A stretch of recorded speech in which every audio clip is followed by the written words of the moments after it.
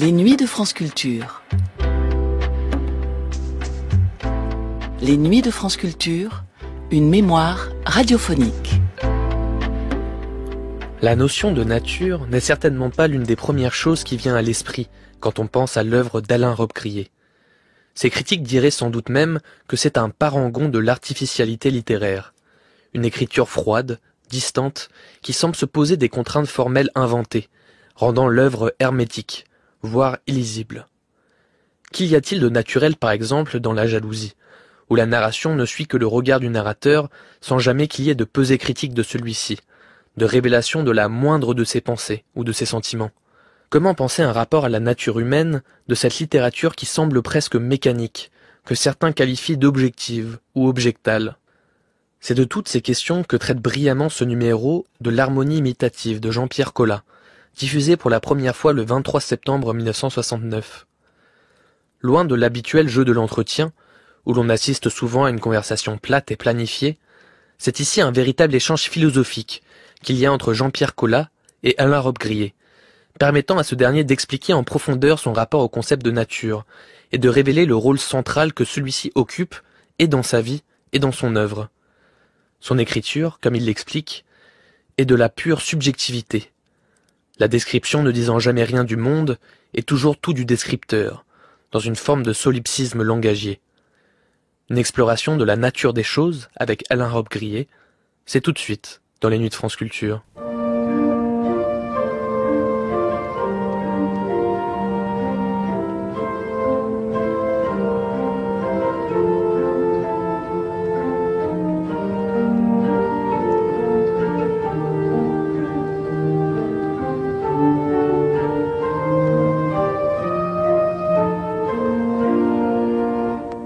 Je vais commencer par ma question, si vous voulez, qui est le thème de cette émission. On peut dire où on a dit qu'il existe des mots utiles ou inutiles, des mots plutôt coupables, plutôt criminels, plutôt innocents, récupérables, irrécupérables.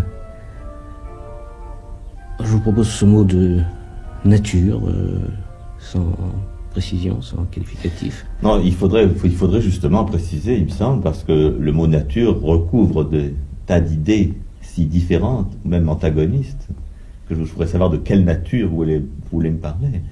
Est-ce que c'est la nature humaine ou est-ce que c'est les petits oiseaux dans les bois? Disons que je veux vous parler essentiellement de la nature de votre personnalité d'écrivain, mais que mon sujet c'est plutôt la campagne. Oui. J'aime la campagne, j'habite à la campagne. Je suis venu ici à Paris justement pour cette émission. En réalité, je travaille uniquement dans une maison complètement isolée de tout contexte urbain. Il n'y a que des arbres, des prairies, des vaches. La nature, au sens de Constable. Disons que moi j'habite Meudon, j'ai le bois de Meudon à côté de chez moi. Et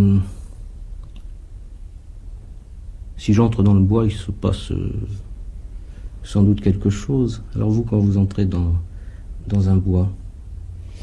Ah, il se passe des tas de choses, mais certaines de ces choses ont un caractère culturel, si vous voulez. Il ne faut pas oublier que c'est mon métier, d'abord, la forêt.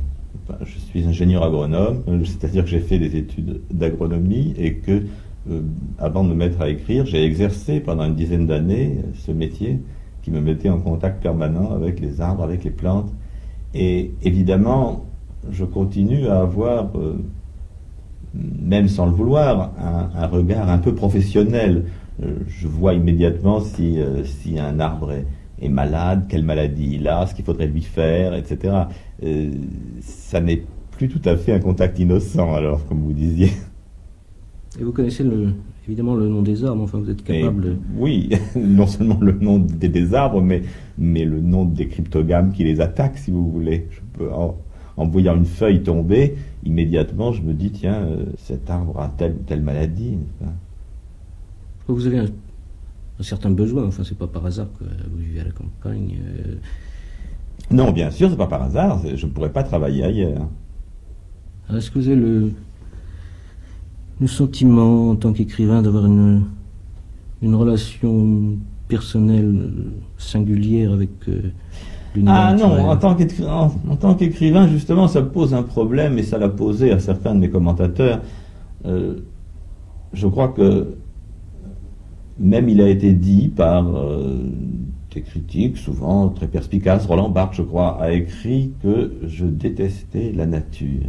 Et il avait vu ça en lisant mes livres. Parce qu'effectivement, ces livres coupent le contact, si vous voulez, avec la nature. Mais historiquement, c'est faux, parce qu'au contraire, je ne peux vivre qu'au sein de cette nature que je suis censé détester. Alors probablement, le monde de mes livres est un monde mental qui m'appartient, qui est moi, mais qui ne ressemble pas tout à fait au monde quotidien qui m'entoure ou dont j'aime à m'entourer. Je le remarque encore plus maintenant pour le cinéma, parce que l'image cinématographique a une espèce de réalité que la phrase, de toute façon, n'a pas et ne vise pas à avoir. Et je remarque à quel point je répugne à tourner des scènes dans la campagne. Encore plus si le film est en couleur.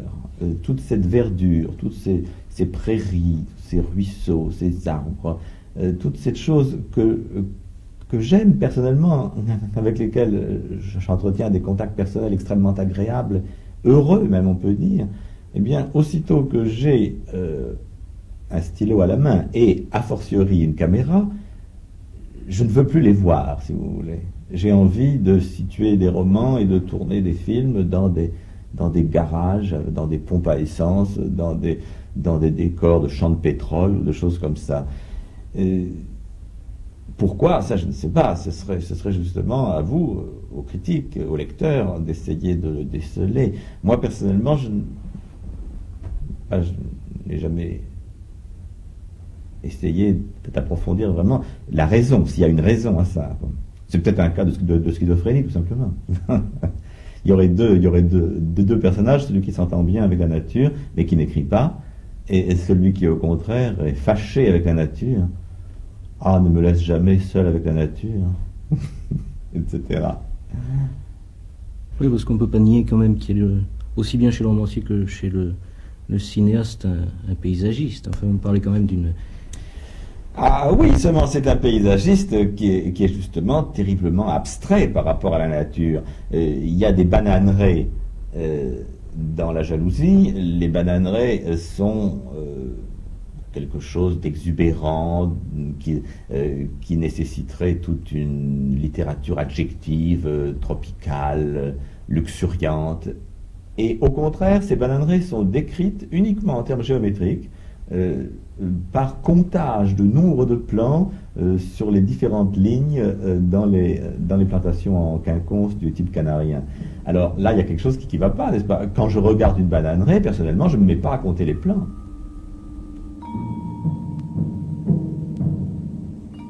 Le soleil, encore bas dans le ciel, vers l'est, prend la vallée presque en enfilade. Les lignes de bananiers, obliques par rapport à l'axe de celle-ci, sont partout bien distinctes sous cet éclairage. Juste en face de la maison, un bouquet d'arbres marque le point le plus élevé atteint par la culture dans ce secteur. La pièce qui se termine là est un rectangle. Le sol n'y est plus visible ou peu s'en faut entre les panaches de feuilles. Cependant, l'alignement impeccable des pieds montre que leur plantation est récente et qu'aucun régime n'a encore été récolté. À partir de la touffe d'arbres, le côté amont de cette pièce descend en faisant un faible écart vers la gauche par rapport à la plus grande pente. Il y a 32 bananiers sur la rangée, jusqu'à la limite inférieure de la parcelle.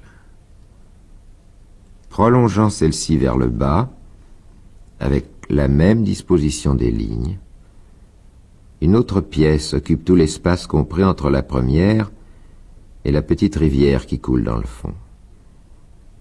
Elle ne comprend que 23 plans dans sa hauteur. C'est la végétation plus avancée seulement qui la distingue de la précédente, la taille un peu plus haute des troncs, l'enchevêtrement des feuillages et les nombreux régimes bien formés. D'ailleurs, quelques régimes y ont été coupés déjà. Mais la place vide du pied abattu est alors aussi aisément discernable que le serait le plant lui-même, avec son panache de larges feuilles vert clair, d'où sort l'épaisse tige courbée portant les fruits. En outre, au lieu d'être rectangulaire comme celle d'au-dessus, cette parcelle a la forme d'un trapèze, car la rive qui en constitue le bord inférieur n'est pas perpendiculaire à ses deux côtés, aval et amont, parallèles entre eux. Le côté droit, c'est-à-dire aval, n'a plus que 13 bananiers au lieu de 23. Le bord inférieur, enfin, n'est pas rectiligne, la petite rivière ne l'étend pas. Un ventre peu accentué rétrécit la pièce vers le milieu de sa largeur. La rangée médiane, qui devrait avoir 18 plants s'il s'agissait d'un trapèze véritable, n'en comporte ainsi que 16. Sur le second rang, en partant de l'extrême gauche, il y aurait 22 plants à cause de la disposition en quinconce, dans le cas d'une pièce rectangulaire. Il y en aurait aussi 22 pour une pièce exactement trapézoïdale, le raccourcissement restant à peine sensible à une si faible distance de la base. Et en fait, c'est 22 plants qu'il y a. Mais la troisième rangée n'a, elle encore, que 22 plants au lieu des 23 que comporterait de nouveau le rectangle. Aucune différence supplémentaire n'est introduite à ce niveau par l'incurvation du bord. Il en va de même pour la quatrième, qui comprend 21 pieds, soit un de moins qu'une ligne d'ordre pair du rectangle fictif. La courbure de la rive entre à son tour en jeu à partir de la cinquième rangée.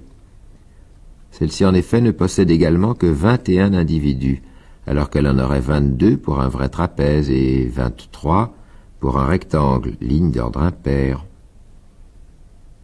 Ces chiffres eux-mêmes sont théoriques puisque certains bananiers ont déjà été coupés au ras du sol à la maturité du régime. C'est en réalité 19 panaches de feuilles et 2 espaces vides qui constituent le quatrième rang. Et pour le cinquième, 20 panaches et un espace, soit de bas en haut, 8 panaches de feuilles et un espace vide, 12 panaches de feuilles.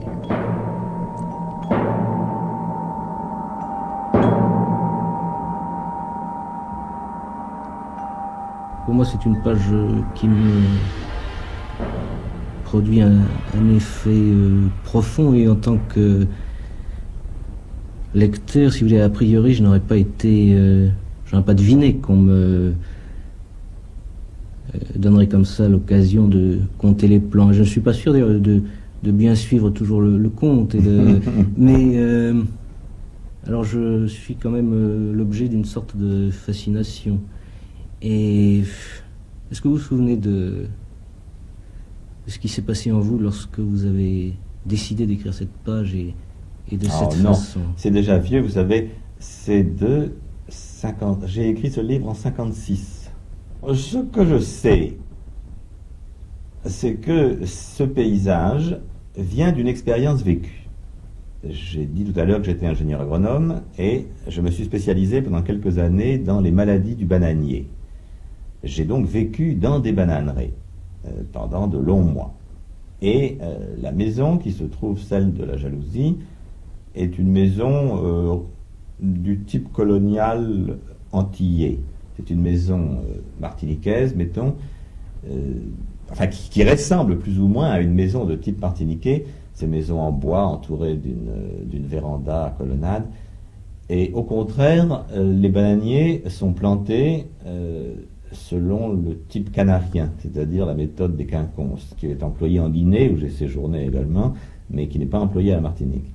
Ces bananiers, au départ, n'étaient pas imaginaires. C'était des bananiers réels avec lesquels j'avais eu des contacts réels, les contacts les plus pratiques qui soient, puisque c'était mes bananiers que je plantais, que je soignais, et en plus avec un certain amour personnel pour cette végétation exubérante, luxuriante, etc., etc., tous ces mots qui conviennent à la flore tropicale. Bon. Et pendant de longues années, je n'ai eu aucune envie d'en écrire quoi que ce soit. C'est 8 ans après tout d'un coup, j'ai eu besoin de ce décor, j'ai eu besoin de ces plantations, mais ça n'était plus les mêmes. Elles étaient devenues imaginaires, elles étaient devenues abstraites. Ça n'était plus du tout pour moi des bananiers naturels, si vous voulez en revenir à ce mot, n'est-ce pas? Ceux que j'avais fréquentés quand j'étais planteur étaient des bananiers naturels qui appartenaient vraiment à cette nature dans laquelle je vis maintenant en Normandie, n'est-ce pas? Tandis que ceux que j'étais en train de sécréter dans l'écriture de ce livre étaient au contraire des sortes d'images mentales abstraites qui ne recherchaient plus aucun contact avec la réalité. Une chose qui m'avait frappé, je l'ai raconté, je crois même dans un de mes écrits théoriques, à propos d'un autre élément naturel, c'est la mouette qu'on voit à de nombreuses reprises dans Le Voyeur. Je crois que j'ai raconté cette histoire-là, et c'est la même histoire dont je fais à chaque instant l'expérience. Au moment où j'écrivais Le Voyeur, j'habitais Paris. J'habitais dans une petite chambre, une petite mansarde, dans le 14e arrondissement. Je ne voyais que des toits, et je décrivais cette côte de l'île du Voyeur, qui est une côte qui ressemble un peu à celle de Bretagne ou de Norvège, enfin n'importe quelle côte rocheuse d'Europe atlantique.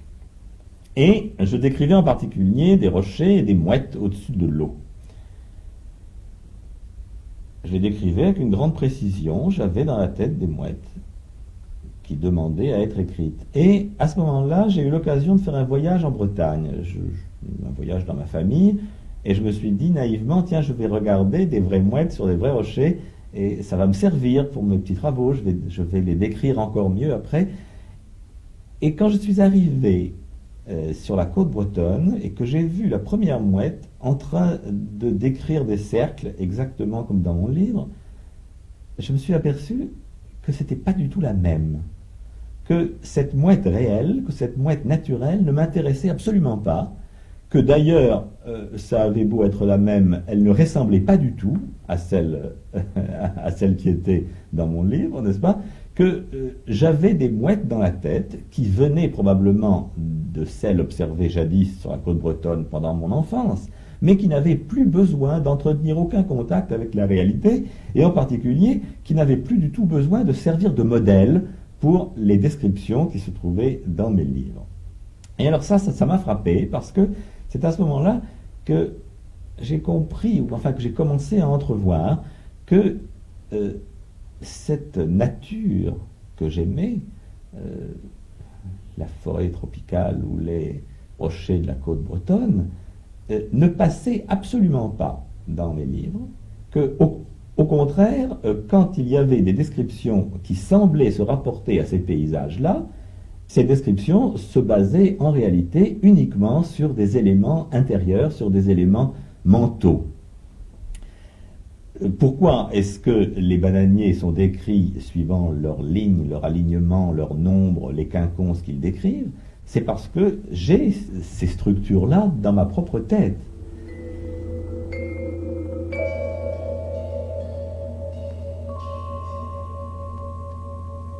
Le Voyeur. 2 mouettes décrivaient dans le ciel des boucles entrelacées, tantôt exécutant des cercles contrariés côte à côte, tantôt permutant entre elles leurs circuits en un 8 parfait, sûr et lent, obtenu sans un battement d'ailes, par un simple changement de leur inclinaison. L'œil rond, inexpressif, que la tête légèrement penchée sur le côté dirigeait vers le bas à l'intérieur de la courbe, l'œil immuable, épiais, semblable aux yeux sans paupières des poissons, comme si une complète insensibilité l'eût tenu à l'abri de tout clignement. Il surveillait l'eau qui montait puis descendait en cadence contre le roc humide et poli, les traînées de mousse blanchâtre, les gerbes périodiques, les cascades régulièrement intermittentes et plus loin, la pierre rugueuse.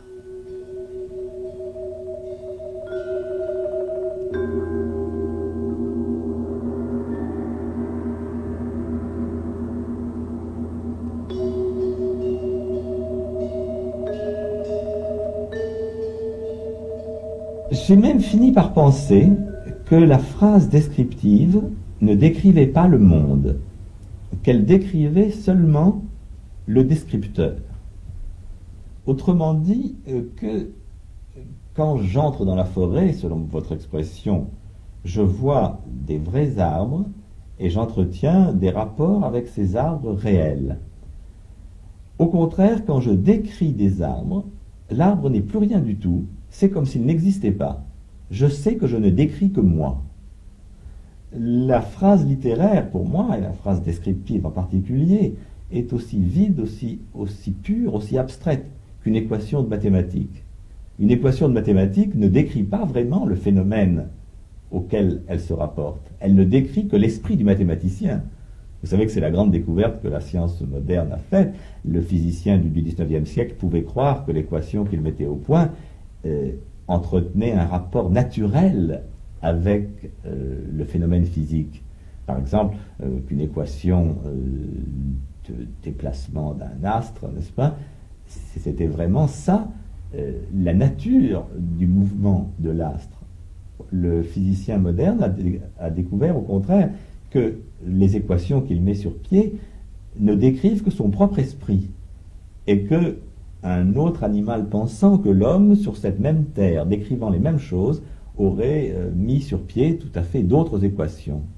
Eh bien, pour la phrase de description littéraire, pour moi, c'est exactement la même chose. Je pense que mes descriptions de bananiers ne décrivent pas les bananiers que j'ai connus, mais décrivent moi, uniquement, le fonctionnement de mon propre esprit à l'intérieur de ces plantations. Si bien que le bananier lui-même n'a plus aucun caractère naturel, puisqu'il pourrait être remplacé par n'importe quoi d'autre, par des poteaux télégraphiques, par exemple.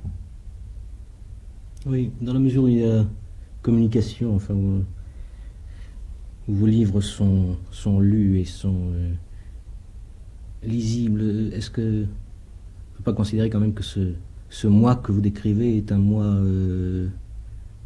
d'espèce, disons, de règne humain? Oh non, non.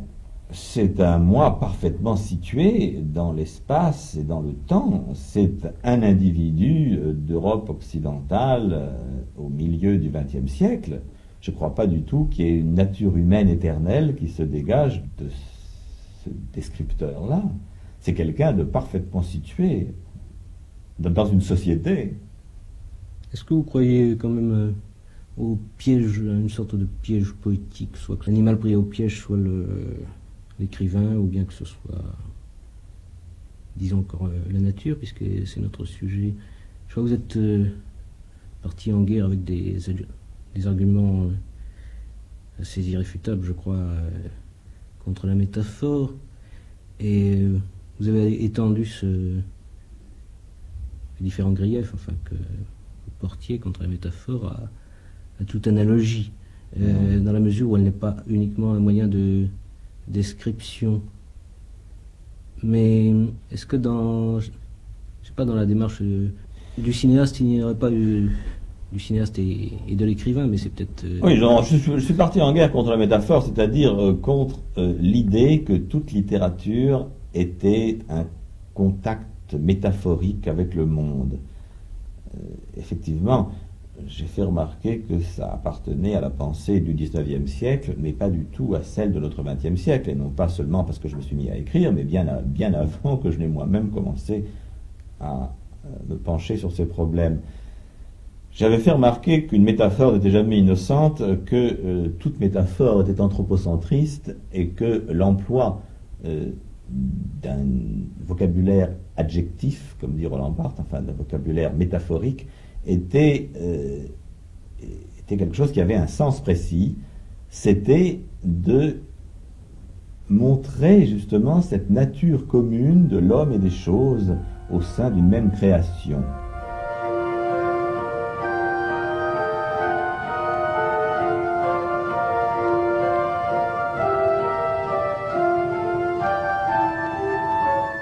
La métaphore, qui est censée n'exprimer qu'une comparaison sans arrière-pensée, introduit en fait une communication souterraine, un mouvement de sympathie ou d'antipathie, qui est sa véritable raison d'être. car en tant que comparaison, elle est presque toujours une comparaison inutile qui n'apporte rien de nouveau à la description. Que perdrait le village à être seulement situé au creux du vallon? Le mot blotti ne nous donne aucun renseignement complémentaire. En revanche, il transporte le lecteur, à la suite de l'auteur, dans l'âme supposée du village. Si j'accepte le mot blotti, je ne suis plus tout à fait spectateur, je deviens moi-même le village pendant la durée d'une phrase, et le creux du vallon fonctionne comme une cavité où j'aspire à disparaître. Se basant sur cette adhésion possible, les défenseurs de la métaphore répondront qu'elle possède aussi un avantage, celui de rendre sensible un élément qui ne l'était pas. Devenu lui-même village, disent-ils, le lecteur participe à la situation de celui-ci, donc la comprend mieux. De même pour la montagne, je la ferai mieux voir en écrivant qu'elle est majestueuse qu'en mesurant l'angle apparent sous lequel mon regard enregistre sa hauteur. Et cela est vrai quelquefois, mais comporte toujours un plus grave revers. C'est justement cette participation qui est fâcheuse, puisqu'elle conduit à la notion d'une unité cachée. Il faut même ajouter que le surcroît de valeur descriptive n'est ici qu'un alibi. Les vrais amateurs de métaphores ne visent qu'à imposer l'idée d'une communication. S'ils ne disposaient pas du verbe se blottir, ils ne parleraient même pas de la position du village. La hauteur de la montagne ne serait rien pour eux si elle n'offrait le spectacle moral de la majesté. Un tel spectacle pour eux ne reste jamais entièrement extérieur.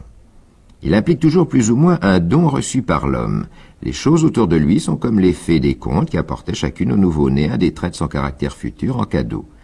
La montagne m'aurait peut-être ainsi la première communiqué le sentiment du majestueux. Voilà ce qu'on m'insinue. Ce sentiment se serait ensuite développé en moi et par foisonnement en aurait engendré d'autres, magnificence, prestige, héroïsme, noblesse, orgueil. À mon tour, je les reporterai sur d'autres objets, même de taille plus médiocre. Je parlerai d'un chêne orgueilleux, d'un vase aux lignes pleines de noblesse, et le monde deviendrait le dépositaire de toutes mes aspirations à la grandeur, serait à la fois leur image et leur justification pour l'éternité. Il en irait de même pour chaque sentiment, et dans ces incessants échanges, multipliés à l'infini, je ne saurais plus retrouver l'origine de rien. La majesté se situait-elle d'abord en moi ou devant moi? La question elle-même perdrait son sens. Seule demeurerait entre le monde et moi une sublime communion. Puis avec l'habitude, j'irai facilement beaucoup plus loin. Le principe de cette communion une fois admis, je parlerai de la tristesse d'un paysage, de l'indifférence d'une pierre, de la fatuité d'un seau à charbon. Ces nouvelles métaphores ne fournissent plus de renseignements appréciables sur les objets soumis à mon examen, mais le monde des choses aura été si bien contaminé par mon esprit qu'il sera désormais susceptible de n'importe quelle émotion, de n'importe quel trait de caractère. J'oublierai que c'est moi seul, qui éprouve la tristesse ou la solitude. Ces éléments affectifs seront bientôt considérés comme la réalité profonde de l'univers matériel, la seule réalité, censément, digne de retenir sur lui mon attention. Il s'agit donc de beaucoup plus que de décrire notre conscience en nous servant des choses comme d'un matériau, de même que l'on peut construire une cabane avec des rondins de bois. Confondre de cette façon ma propre tristesse avec celle que je prête à un paysage, admettre ce lien comme non superficiel, c'est reconnaître du même coup, pour ma vie présente, une certaine prédestination. Ce paysage existait avant moi. Si c'est vraiment lui qui est triste, il l'était déjà avant moi, et cet accord que je ressens aujourd'hui entre sa forme et mon état d'âme m'attendait bien avant ma naissance. Cette tristesse m'était destinée depuis toujours. On voit à quel point l'idée d'une nature humaine peut être liée au vocabulaire analogique. Cette nature, commune à tous les hommes, éternelle et inaliénable, n'a plus besoin d'un dieu pour la fonder. Il suffit de savoir que le Mont Blanc m'attend au cœur des Alpes depuis l'ère tertiaire, et avec lui toutes mes idées de grandeur et de pureté. Cette nature, par surcroît, n'appartient pas seulement à l'homme, puisqu'elle constitue le lien entre son esprit et les choses. C'est bien à une essence commune pour toute la création que nous sommes conviés à croire. L'univers et moi, nous n'avons plus qu'une seule âme, qu'un seul secret. La croyance en une nature se révèle ainsi comme la source de tout humanisme au sens habituel du mot. Et ce n'est pas l'effet d'un hasard si la nature, justement, minérale, végétale, animale, s'est trouvée la première chargée de vocabulaire anthropomorphique. Cette nature, montagne, mer, forêt, désert, vallon, c'est à la fois notre modèle et notre cœur. Elle est en même temps en nous et en face de nous. Elle n'est ni provisoire ni contingente. Elle nous pétrifie, nous juge et assure notre salut.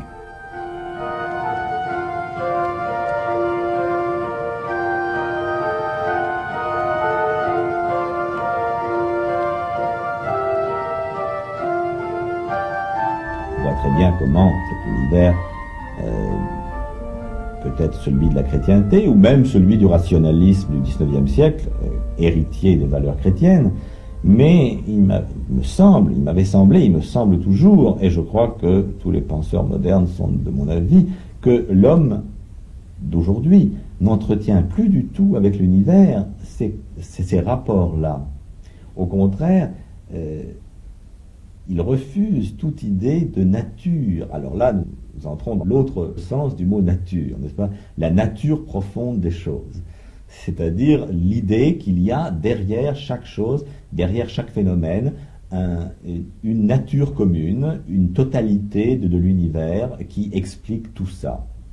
Et évidemment, ça, c'est très loin de la pensée moderne. Et j'ai essayé de montrer qu'un vocabulaire justement géométrique ou arithmétique, ou en tout cas empruntant plus ou moins ironiquement au domaine de la science, pouvait justement être plus apte à rendre compte de notre expérience actuelle. Alors, vous me dites que le cinéma me met probablement devant un univers différent. Et effectivement, le matériau est tout à fait différent. Néanmoins, je crois que les questions particulières que pose le cinéma sont posées déjà un petit peu par le langage littéraire. Quand j'ai essayé de dénoncer la métaphore comme nocive et trompeuse et même fausse, n'est-ce pas, fausse dans le sens de l'esprit moderne, je continue à voir en même temps que le langage était métaphorique par définition. Le mot par rapport à l'objet n'est qu'une métaphore, bien entendu.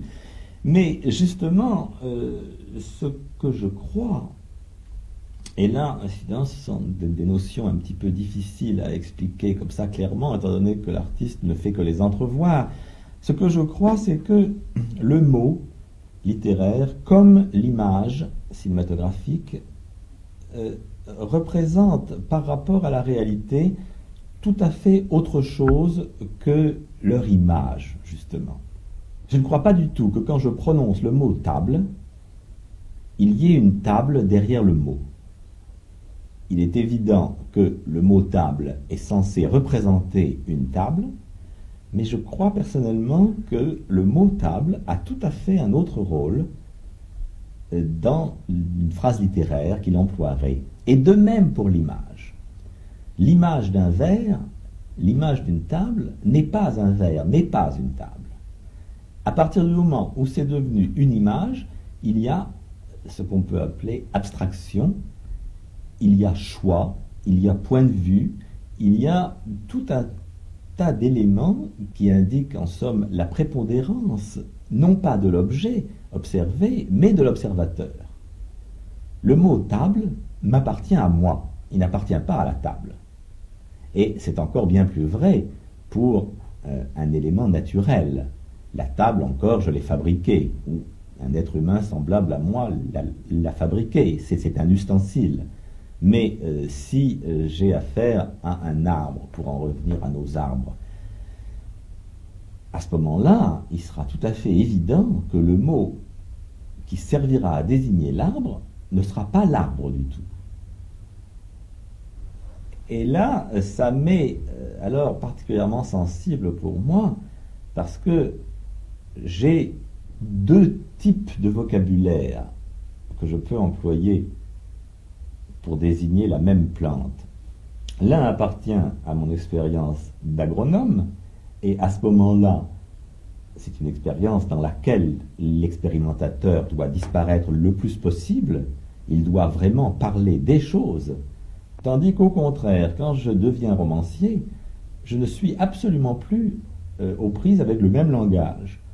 Et le langage que j'emploie à ce moment-là ne se rapporte plus du tout à la chose que je décris, mais seulement à moi.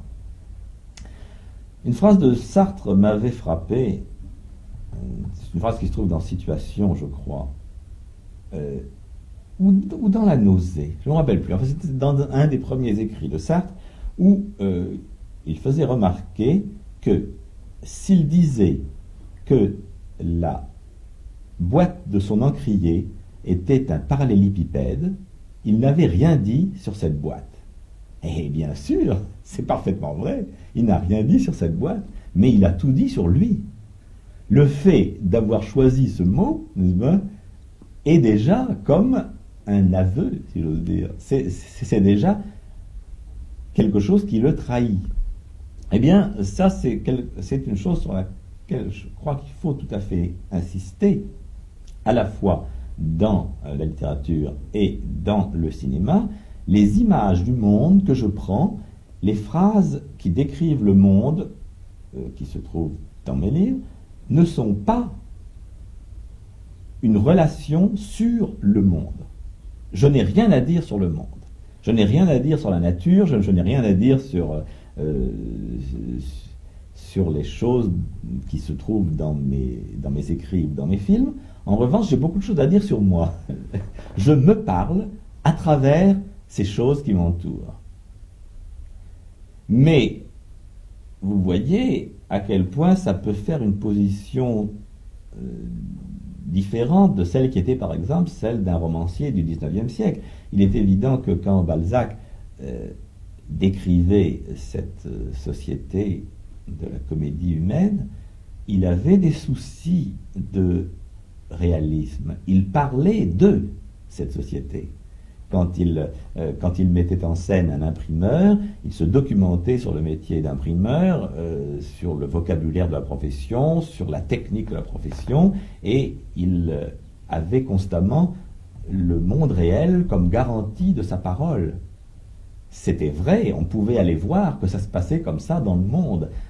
En somme, un romancier du XIXe siècle parlait du monde. J'ai l'impression que le romancier moderne ne parle plus du monde. Il ne parle que de soi.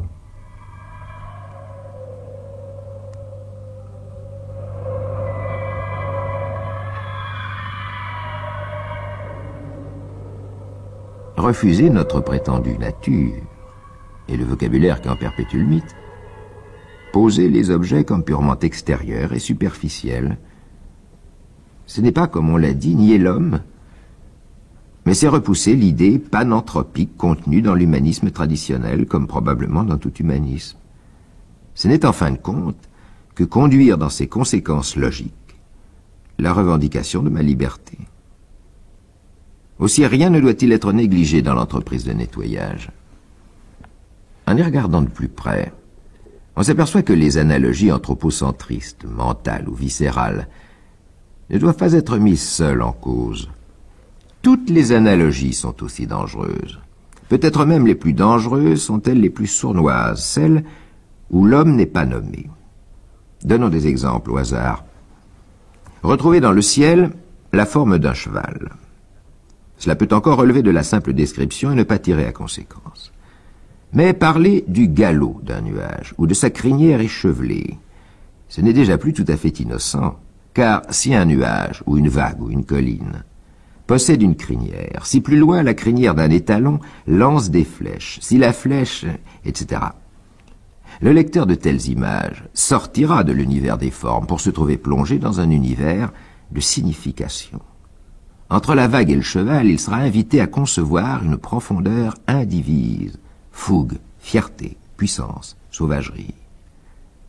L'idée d'une nature mène infailliblement à celle d'une nature commune à toute chose, c'est-à-dire supérieure. L'idée d'une intériorité conduit toujours à celle d'un dépassement. Et la tâche s'étend de proche en proche, de l'arc au cheval, du cheval à la vague et de la mer à l'amour. La nature commune, une fois de plus, ne pourra être que l'éternelle réponse à la seule question de notre civilisation gréco-chrétienne. Le sphinx est devant moi, il m'interroge, je n'ai même pas à essayer de comprendre les termes de l'énigme qu'il me propose, il n'y a qu'une réponse possible, une seule réponse à tout, l'homme. Eh bien non. Il y a des questions et des réponses. L'homme est seulement, de son propre point de vue, le seul témoin. L'homme regarde le monde, et le monde ne lui rend pas son regard. L'homme voit les choses, et il s'aperçoit maintenant qu'il peut échapper au pacte métaphysique que d'autres avaient conclu pour lui jadis, et qu'il peut échapper du même coup à l'asservissement et à la peur, qu'il peut, qu'il pourra, du moins, un jour.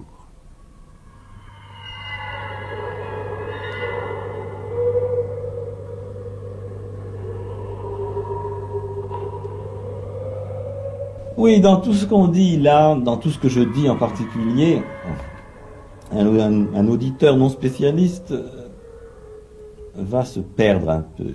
Et moi-même, d'ailleurs, en m'écoutant, en réécoutant la bande qu'on a enregistrée, j'ai l'impression d'être abstrait. Je me trouve vague, confus, et je suis gêné moi-même, comme si je m'étais laissé entraîner à donner des explications que je ne veux pas donner.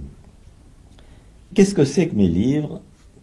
Qu'est-ce que c'est que mes films? Pourquoi est-ce que j'ai eu besoin tout d'un coup d'écrire des livres ou de faire des films? Donc j'étais ingénieur, je menais une existence à la fois confortable et honorée dans un institut de recherche, un métier qui me plaisait, qui me rapportait à la fois la considération, l'argent, etc., etc. Et brusquement, j'ai quitté tout ça pour ce que Borges appelle l'exercice problématique de la littérature. Il est évident que ce que j'avais à dire à ce moment-là, cette parole qui demandait à naître, n'était pas du tout de caractère scientifique, que par conséquent, tout ce que j'avais à dire de précis sur le monde pouvait très bien être dit à travers mes travaux scientifiques. Et que, au contraire, si j'avais besoin de me mettre à écrire des romans, et plus tard à faire des films, c'était pour une raison tout à fait différente. Comme si le contact avec le monde ait provoqué chez moi le désir de créer des formes. Ces formes n'étant pas du tout des explications que je fournissais sur le monde, mais des sortes d'explorations, des questions posées au monde.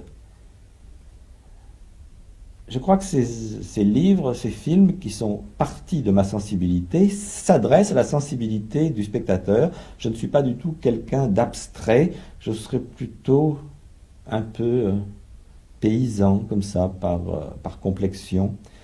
J'ai l'impression de vivre dans un monde extrêmement concret, mais c'est un monde qui crée chez moi le besoin de mettre au jour des formes.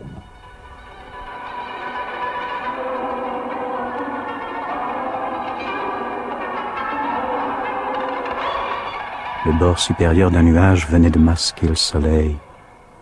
Une frange brillante se déplaçant à vive allure en indiquait encore l'emplacement d'autres nuages peu compacts et de faible taille, étaient apparus çà et là arrivant du sud-ouest.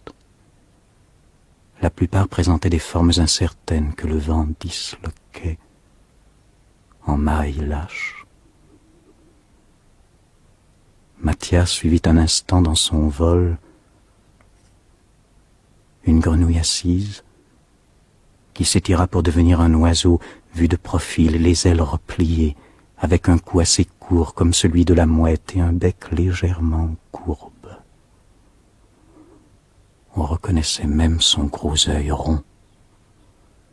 Pendant une fraction de seconde, la mouette géante sembla poser sur le sommet du poteau télégraphique dont l'ombre intacte s'avançait à nouveau en travers de la route. Dans la poussière blanche, on ne distinguait pas l'ombre des fils.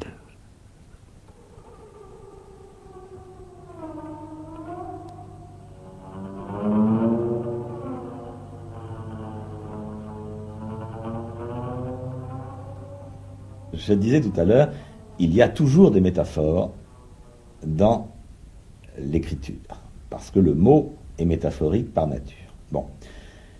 Mais il y a des métaphores qui sont lavées par l'usage.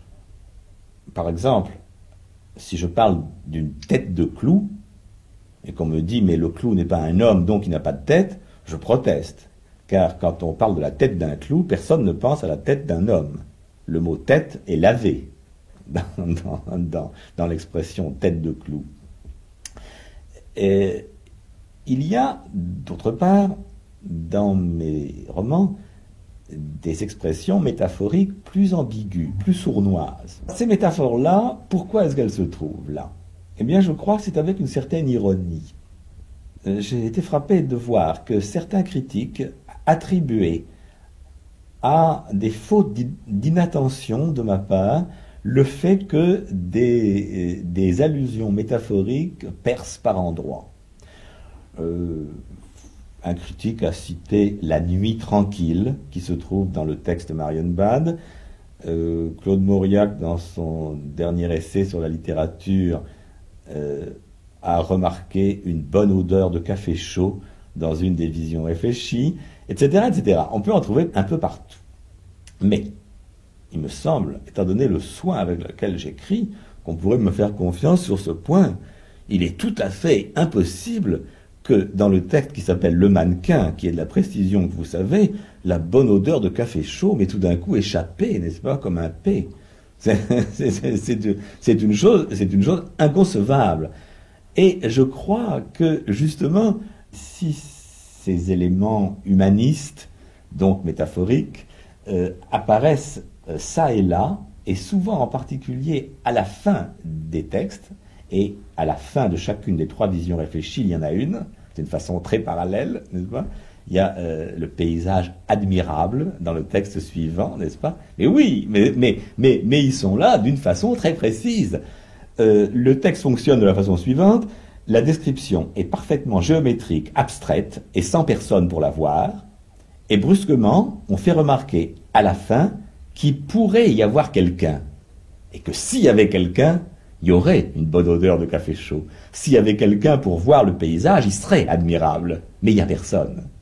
Et tout le texte est basé sur ça, n'est-ce pas? Donc, au moment où le mot admirable ou le café chaud apparaissent dans ces descriptions, je crois qu'il faut y voir ce qu'on peut appeler de l'humour, tout simplement, n'est-ce pas? Comme si je mettais moi-même en doute ma propre description géométrique et abstraite, en disant oui, mais il pourrait y avoir un homme.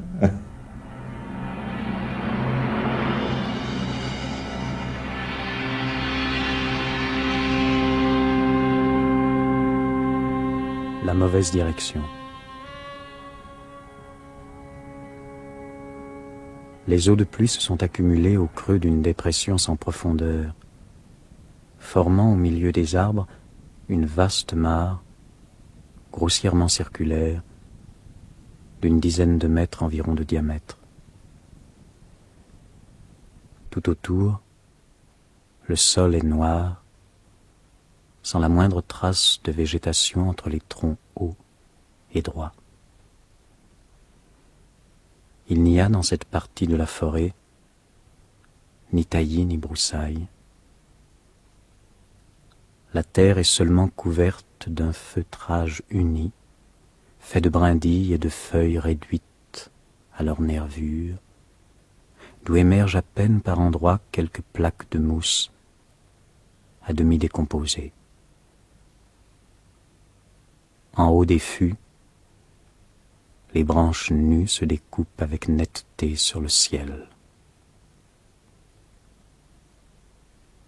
L'eau est transparente, bien que de couleur brunâtre.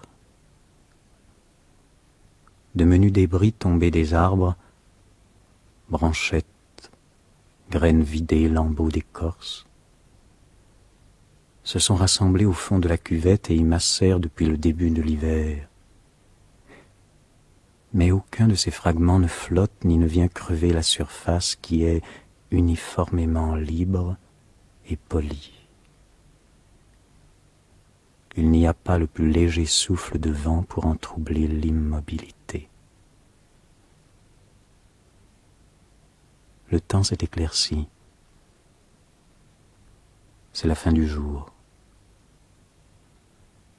Le soleil est bas, sur la gauche, derrière les troncs.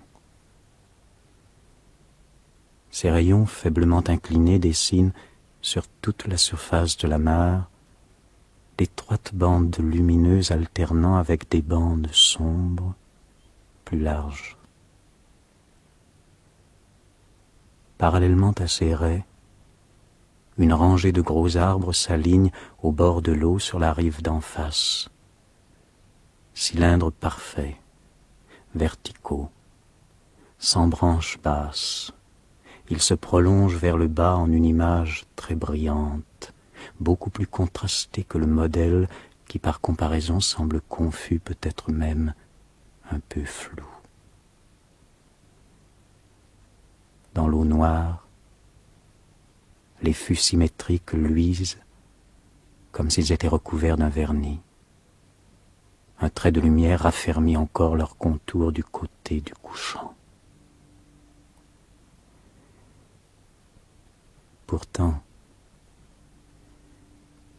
ce paysage admirable est non seulement renversé, mais discontinu. Les raies du soleil qui hachurent tout le miroir coupent l'image de lignes plus claires, espacées régulièrement et perpendiculaires au tronc réfléchi.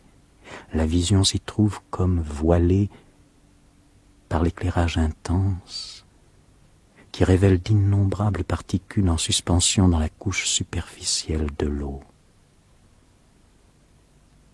Ce sont les zones d'ombre seules, où ces fines particules sont invisibles, qui frappent par leur éclat.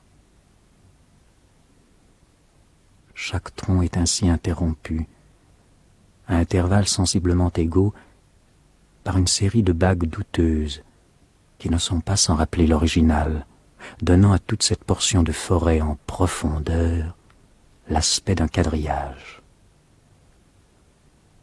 À portée de la main, tout près de la rive méridionale, les branches du reflet se raccordent à de vieilles feuilles immergées, rousses mais encore entières, dont la dentelure intacte se détache sur le fond de vase, des feuilles de chêne. Un personnage qui marche sans faire aucun bruit sur le tapis d'humus est apparu sur la droite, se dirigeant vers l'eau. Il s'avance jusqu'au bord et s'arrête. Comme il a le soleil juste dans les yeux, il doit faire un pas de côté pour se protéger la vue. Il aperçoit alors la surface rayée de la mare. Mais pour lui, le reflet des troncs se confond avec leur ombre, partiellement du moins, car les arbres qu'il a devant soi ne sont pas bien rectilignes. Le contre-jour continue, d'ailleurs à l'empêcher de rien distinguer de net. Et il n'y a sans doute pas de feuilles de chêne à ses pieds. C'était là le but de sa promenade. Ou bien s'aperçoit-il à ce moment qu'il s'est trompé de route? Après quelques regards incertains aux alentours, il s'en retourne vers l'est à travers bois, toujours silencieux par le chemin qu'il avait pris pour venir. De nouveau, la scène est vide. Sur la gauche, le soleil est toujours à la même hauteur. La lumière n'a pas changé. En face, les fûts droits et lisses se reflètent dans l'eau sans rides, perpendiculairement aux rayons du couchant. Au fond des bandes d'ombre, resplendit l'image tronçonnée des colonnes, inverse et noire, miraculeusement lavée.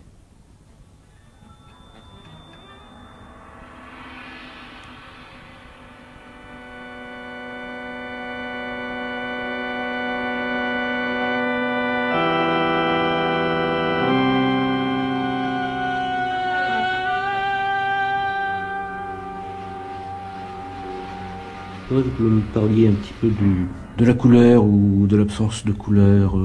Est-ce que vous retrouvez dans vos livres, si vous les regardez rétrospectivement, les problèmes de la couleur au cinéma tels qu'ils se posent à vous maintenant? Non, c'est-à-dire que l'univers de mes livres est un univers où les couleurs apparaissent peu. Alors ça, je peux en parler d'une façon scientifique, car j'ai lu récemment un ouvrage sur l'emploi des couleurs dans la jalousie, un ouvrage américain, qui était très passionnant parce que c'est un ouvrage à caractère statistique. Et l'auteur montrait que plus une couleur était franche, voilà un mot que je ne devrais pas employer, plus une couleur était pure, encore un mot, plus elle apparaissait fréquemment. Le noir et le blanc sont les deux couleurs qui apparaissent le plus. Ensuite viennent le rouge, parce que c'est également une couleur. Bon, et au contraire, les couleurs qui apparaissent le moins sont le mauve, le beige, le orangé, enfin, etc.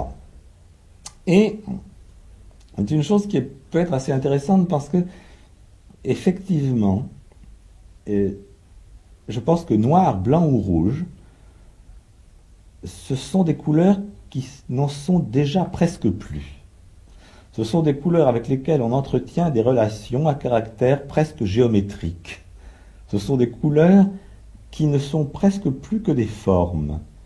On emploie le blanc, le noir et le rouge dans les croquis cotés, n'est-ce pas, uniquement pour rendre les formes plus lisibles. Ce sont des couleurs qui n'en sont pas, en somme. Elles ne servent qu'à marquer des formes. Au contraire, les couleurs comme le mauve sont des couleurs vraiment avec lesquelles on entretient des rapports humains, si j'ose dire, humanistes même, louches. Dans La nausée de Sartre encore, les bretelles d'Antoine sont mauves. Dans ce célèbre morceau où Roquentin dit qu'on a envie de dire à ces bretelles « devenez bleues, soyez bleues, franchement », mais que vraiment ce mauve est une couleur qui provoque, enfin pour ce personnage, la nausée. Toutes les couleurs qui apparaissent dans La nausée de Sartre sont du même ordre. La racine de marronnier est brunâtre. Et Sartre en dit, par la bouche de son narrateur Roquentin, ce serait comme du noir imaginé par quelqu'un qui n'aurait jamais vu du noir.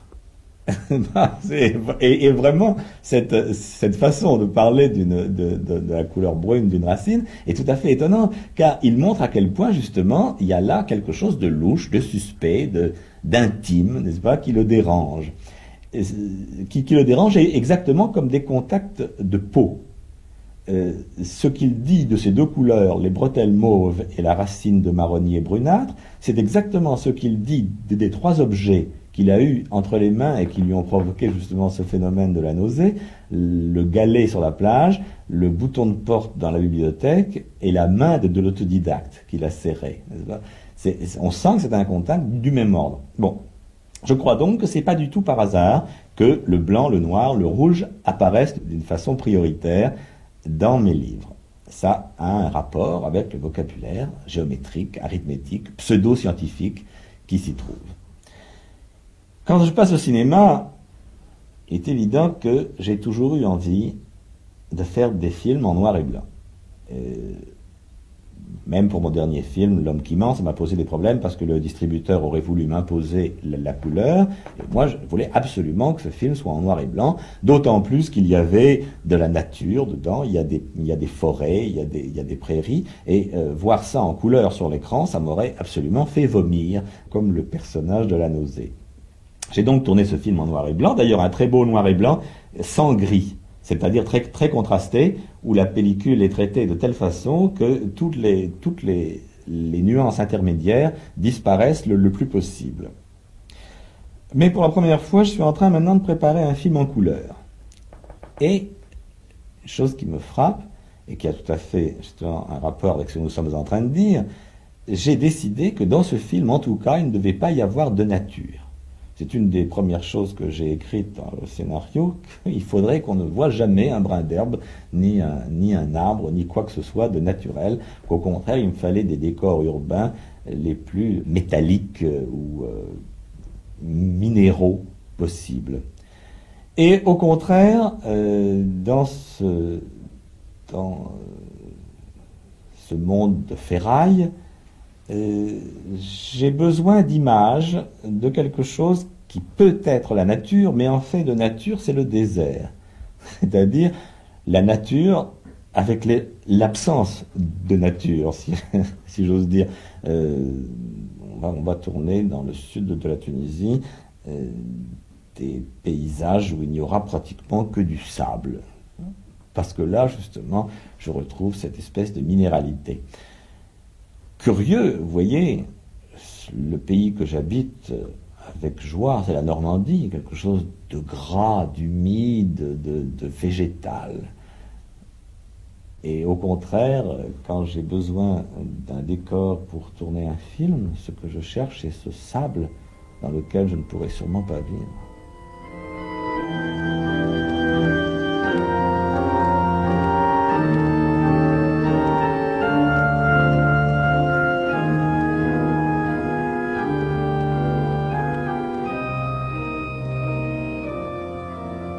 C'était un numéro de l'harmonie imitative, produit et réalisé par Jean-Pierre Collat, diffusé pour la première fois le 23 septembre 1969, avec Alain Robbe-Grillet. Téléchargement et réécoute à la page des Nuits, sur le site de France Culture, et sur l'application Radio France.